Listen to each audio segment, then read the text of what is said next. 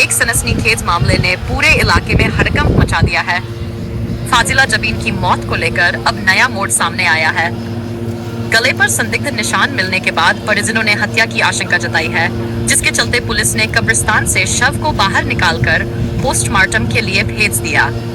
मामले की गंभीरता को देखते हुए पुलिस प्रशासन ने कानूनी प्रक्रिया पूरी करते हुए भारी पुलिस बंदोबस्त और अधिकारियों की मौजूदगी में बॉडी को कब्रिस्तान से बाहर निकलवाया। इसके बाद शव को पोस्टमार्टम के लिए अस्पताल भेजा गया ताकि मौत की असली वजह सामने आ सके।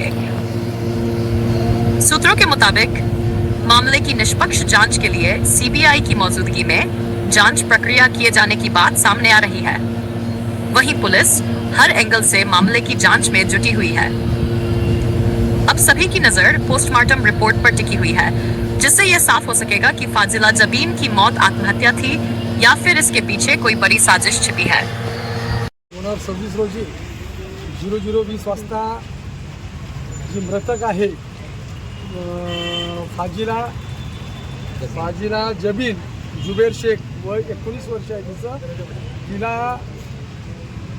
25 जानेवारी 2026 रोजी तिचं लग्न झालेलं होतं आणि तिचं नागपूर येथे मोमीनपुरा या तहसील पोलिसांच्या हद्दीत तिचं नवऱ्याचं घर आहे। त्या ठिकाणी त्या भावाला 15 तारखेला 00:20 वाजता फोन आला की अर्धा तास असा प्रकार चालू आहे की मला सासुराच्या लोकांनी धमकी दिलेली आहे की अर्ध्या तासात तुझा काहीतरी बरं वाईट होईल अशी ती त्याच्या भावाला कळवलेलं आहे। त्यावरून त्यांनी तात्काळ पुन्हा 1 वाजता त्याच रात्रीला म्हणजे 40 मिनिटानंतर कळविण्यात आले की तिला अटॅक आलेला आहे आणि तुम्ही येऊन जा। मग यांनी त्यांचे नातेवाईक भाऊ हे सर्व सकाळी 7 ते 8 दरम्यान या ठिकाणी घरी पोहोचले। घरी पोचल्यानंतर त्यांच्यामध्ये बॉडी घेण्यावरून त्यांचं म्हणणं आहे की आम्ही तिथं अंत्यविधी करू, त्यांचं म्हणणं आहे आमची मुलगी आहे त्या दृष्टीने आम्ही अमरावतीला घेऊन जाऊ, अशा याच्यातून त्यांचे वाद झाले। त्यातून मग त्यांनी घेऊन येण्याचा निर्णय केला, परंतु तत्पूर्वी तिच्या गळ्याभोवती शरीराभोवती सर्व कपडा बांधलेला होता। त्यांनी त्याच परिस्थितीत तिथून ॲम्ब्युलन्स घेऊन परत थेट सरळ अमरावतीला त्यांच्या निवासस्थानी आले सौदागरपुरा या ठिकाणी। त्यानंतर त्यांची अंत्यविधी प्रक्रिया चालू असताना ज्यावेळेस मैताला स्नान घालत असतो त्यावेळी त्या ठिकाणी जे काही महिला होते त्यांच्या लक्षात आलं की या ज्या गळ्याभोवती व्रण आहेत फाशी दिल्यासारखे। त्यानुसार त्यांनी त्यावेळेस कळवलं की नाही माहीत नाही, परंतु त्यानंतर तिची अंत्यविधी दफनविधी ईदगाह या ठिकाणी करण्यात आलेला आहे। परंतु त्याचे व्हिडिओ जे काही गळ्याभोवती व्रण आहेत जखमा आहेत त्याचे व्हिडिओ केल्याने त्यांच्या समाजात ते व्हायरल झालेलं आहे। त्यावरून नागपूर गेट पोलीस स्टेशनला काल दुपारी सर्व नातेवाईक 150 ते 200 जमाव त्या ठिकाणी आला होता। आम्हाला न्याय मिळावं आणि या ठिकाणी ती कारवाई करावी यासाठी आम्ही स्वतः आणि माननीय आमचे झोनचे DCP गणेश शिंदे सर हे सर्व आम्ही कायदेशीर प्रक्रिया सर्व पूर्तता करून वरिष्ठांची चर्चा करून या गोष्टी मग या ठिकाणी मग आम्ही त्यांच्या आदेशानुसार या ठिकाणी अनैसर्गिक मृत्यू या सदराखाली आम्ही गुन्हा दाखल केलेला आहे। त्यानंतर मग प्रक्रिया हे जे एक्सकॅव्हेशनची प्रक्रिया असते उरलेलं प्रेत त्या प्रेतासाठी कार्यकारी दंडाधिकारी यांच्या समक्ष ती प्रक्रिया करावी लागते। त्यासाठी आम्ही कार्यकारी दंडाधिकारी यांना पत्र दिलेलं आहे। पण आज रोजी ते सदर एक्सकॅव्हेशन प्रक्रियेकरता हजर आले।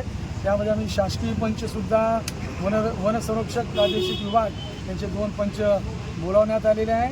त्या ठिकाणी एक्सकॅव्हेशनची प्रक्रिया पोलीस व्हिडिओग्राफी फोटोग्राफीच्या माध्यमातून पंचासमक्ष योग्य त्यारीत्या पंचनामा करून ही प्रक्रिया पार पाडली। तिथून प्रेत काढून आणि सरळ ॲम्ब्युलन्सद्वारे या ठिकाणी हिरवीन येथे शवविच्छेदनाकरता पाठवण्यात आलेले आहे। आता पुढील प्रक्रिया या ठिकाणी आता सध्या जवळपास 1 तास झालेला आहे। ती प्रॉब्लेम आहे। आम्ही डॉक्टरांच्या चमूला पण आम्ही पत्र दिलं होतं दुपारी की आपली 2 अधिकारी आणि 1 महिला डॉक्टर अशा पद्धतीने इन कॅमेरा त्याची शवविच्छेदन करावं त्याकरता पत्र दिलेलं आहे. परंतु थोडीशी अडचण निर्माण झाली.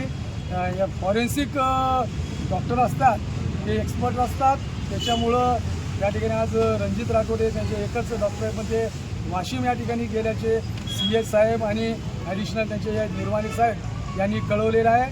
त्यांचं म्हणणं होतं ते जर करायचं असेल तर तुम्ही नागपूर या ठिकाणी घेऊन जा, आणि आता थोडाच वेळापूर्वी माहिती मिळाली आहे की ते उपलब्ध करणार आहेत डॉक्टर फॉरेन्सिकचे, अशी त्यांनी माहिती दिलेली आहे. शवविच्छेदनामध्ये जर त्या मृतदेहावर जर जखमा आढळून आल्या तर नेमकी काय कारवाई होईल? आता ही प्रक्रिया आम्ही पोस्टमॉर्टम झाल्यानंतर जो ॲडव्हान्स किंवा प्रोव्हिजनल रिपोर्ट भेटतो त्या पद्धतीने आम्ही तो प्रोव्हिजनल रिपोर्ट प्राप्त करून घेऊ. त्याप्रमाणे आम्ही ज्या ठिकाणी तहसील पोलिसांचे PI संजय मेंढे आहेत त्यांना आम्ही हे पत्र त्यांना व्हॉट्सअपद्वारे पाठवू.